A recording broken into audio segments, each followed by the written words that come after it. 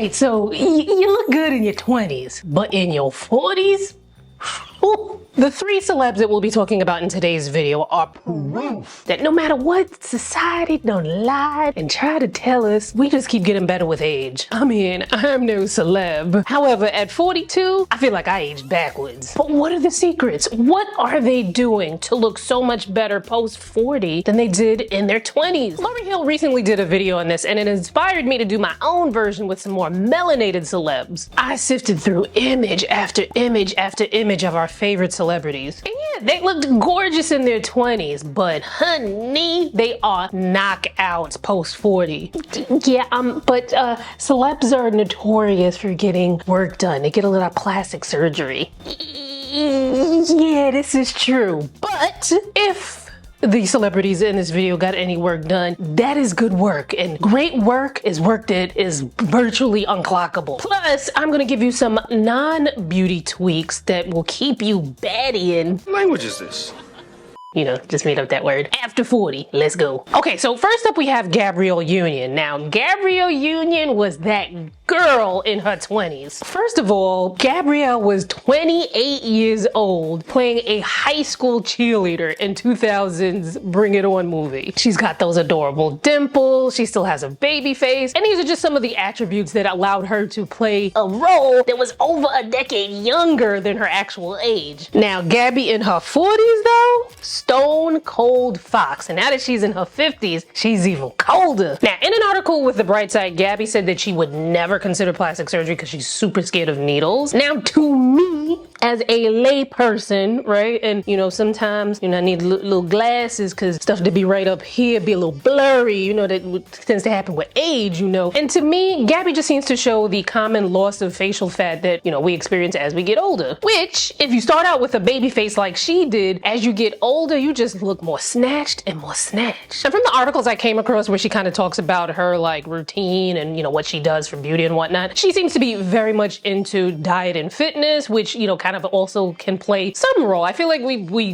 give too much credit to diet and exercise for aging. It does play a role. There are other roles that come into play. But in the articles that I came across, she also mentions that she goes for facials. Now, I don't know if that also includes things like peels or like non-invasive treatments like microneedling or lasers or things like that. I don't know. That's between Gabby and her people's them. But what I do gather from, you know, the articles that I've read, she's a very health conscious person, and, you know, she's very into her image, which duh, she's a whole celeb. That's part of the job. Now, while, you know, maybe that's all she gonna give us. Now, what I can say with some certainty is that there are a lot of non-beauty related or non-procedure related aspects as to why Gabrielle looks even more amazing 40 and beyond. So like we've already established, she's very health conscious. However, throughout her career, Gabrielle has seemed to stay within the same weight range. Now, we obviously know the health risks that come with being overweight or obese, but something that's not often talked about in terms of aging is what happens when you lose a considerable amount of weight after 30 and how that can affect the visual signs of aging. So as we age, there are a lot of changes going on in the body, and with the face, it's not just the facial skin that we have to worry about. There's the loss of facial fat, there's the loss of muscle, there's bone structure changes, and these are all things that keep the skin, you know, looking the way it does on our faces, right? So this is happening as we age, and then if you lose a considerable amount of weight on top of that, that can also affect the way that the face looks and the way that the face structure looks. Personally speaking, when I was in my 30s, I had lost 30 pounds at one point, and I thought I looked amazing. Like, my body looked good. I was like, ooh, look at her, look at Danielle, she looked good. However, my face drooped, and you know, when your body looking good, but your face is kind of drooping, sometimes you're like,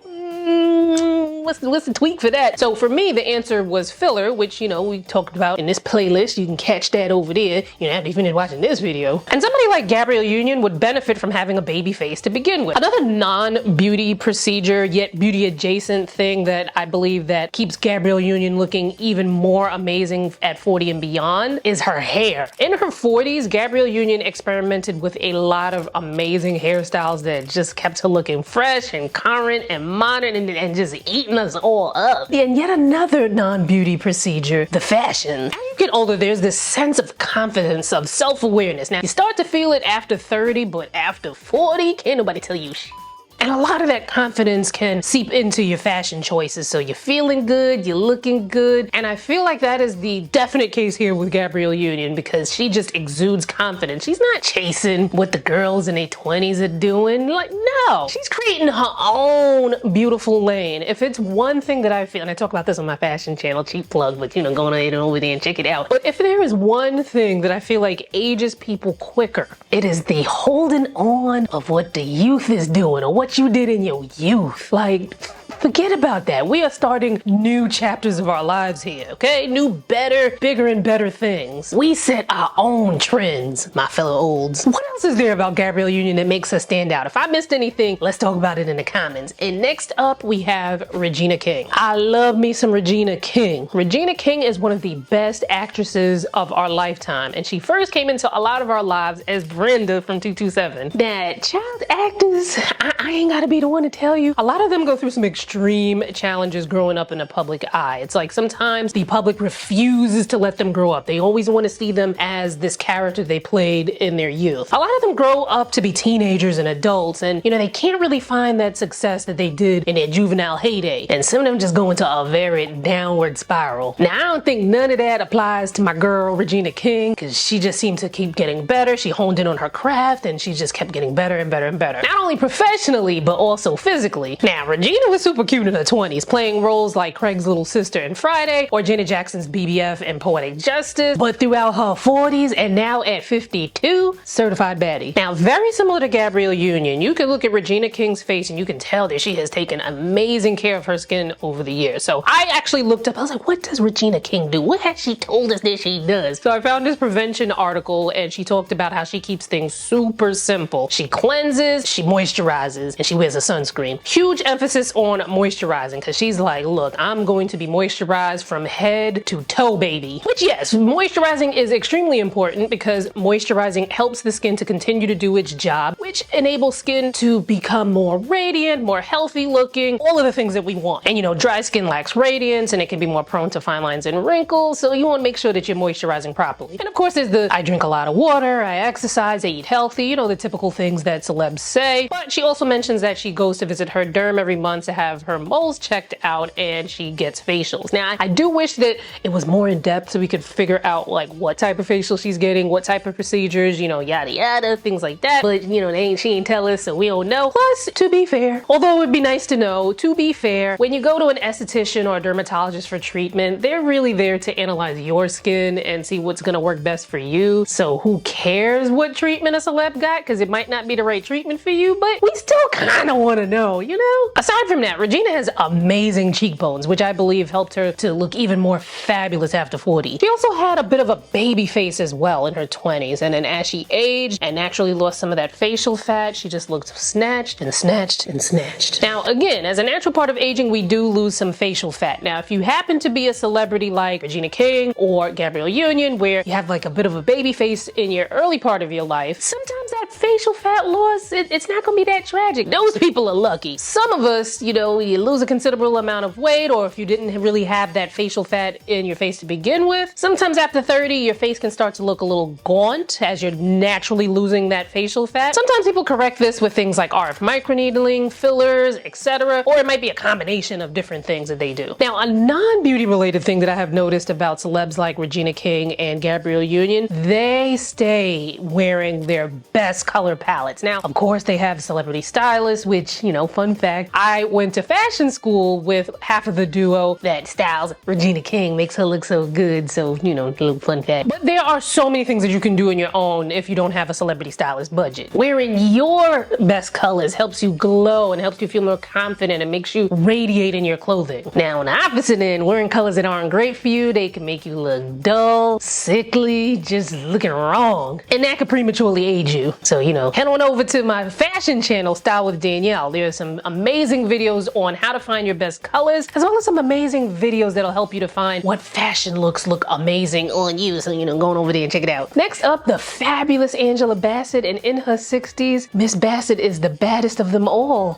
And she has actually shared some of the treatments that she has gotten over the years. You know, we're gonna talk about that in a second. Side note, y'all, the younger pictures of Angela Bassett that I'm gonna show are from her 30s and early 40s, but the stuff I'm about to say still stands. As a big star in the 90s, I feel like Angela shows us how makeup can either really age us or make us look super radiant. That matte makeup of the 90s can be very aging. Not to mention, finding proper foundation shades if you were darker than light toast was virtually impossible. Yo, them 90s red carpet photos had everybody brown looking casket sharp in them bright ass, harsh ass flash photos. As we get older, our skin does tend to get a little drier. You still have the same skin type, but you might notice that your skin is a little bit drier. For me, I have oily skin. It's not as oily as it was in my 20s. It's still oily, but you know, I do find in certain circumstances that I'm like, ooh, getting a little dry there, you know, a little dry. And when that time comes, it is time to start slowly distancing yourself away from a lot of these matte finishes. You might want things that are more of a natural matte or a natural satin or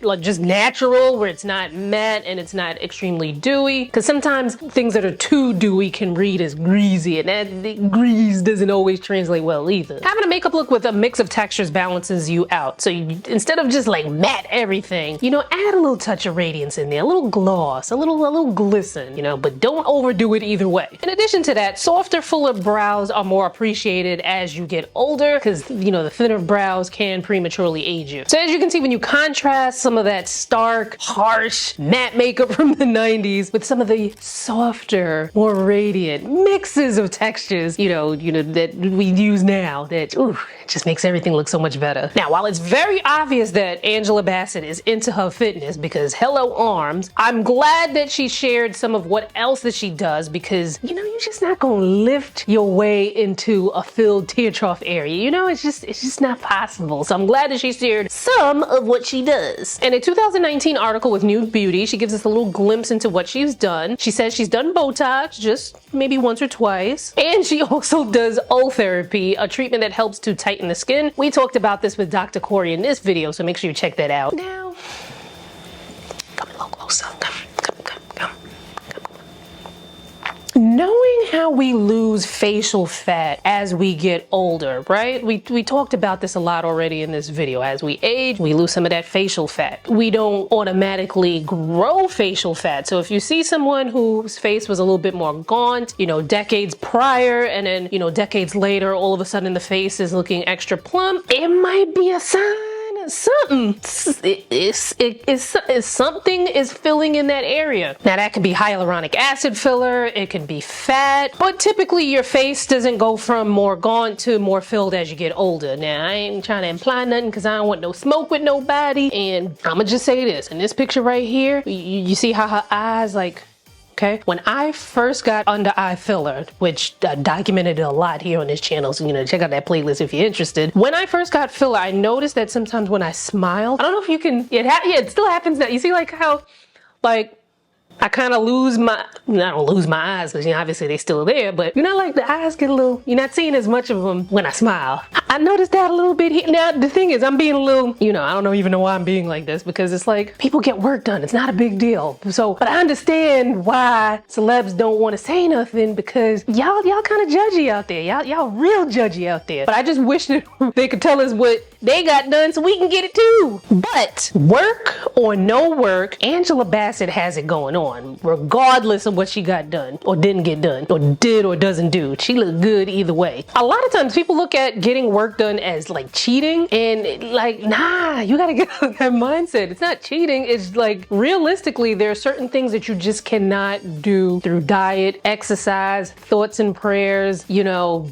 aligning your chakras. Like, these things are not gonna automatically fill a hollow tear trough. Like, it's just not gonna happen. Now, another thing that I feel like contributed into Angela's amazing look, I do think that keeping a little bit of weight on you after 40 kind of helps, especially if you're someone who has been naturally thin most of your life. life, because the little extra weight can give you more of a youthful appearance. Now notice I said little extra weight. We're not gonna be on, you know, the 1,000-pound sisters or whatever that show is, but just a little, especially if you've been very thin your whole life, because remember, you're gonna lose some of that facial fat as you get older, and a little bit of that weight can do you a little good after, you know, 40. There are, of course, many more examples of celebs who look even better after 40. And would you like to see some more? If so, leave me a comment below and I could do a part 2. So, as no big surprise, if any of these celebs got any work done, they ain't telling us. And I truly understand why they don't want to tell us, even though, you know, it'd be kind of nice if we knew. But if you're curious about what certain cosmetic procedures could do for you, for instance, under eye filler gave me back about 5 to 10 years, check out this next playlist for my own personal foray into cosmetic procedures. Click on this video right here and I'll see you in the video.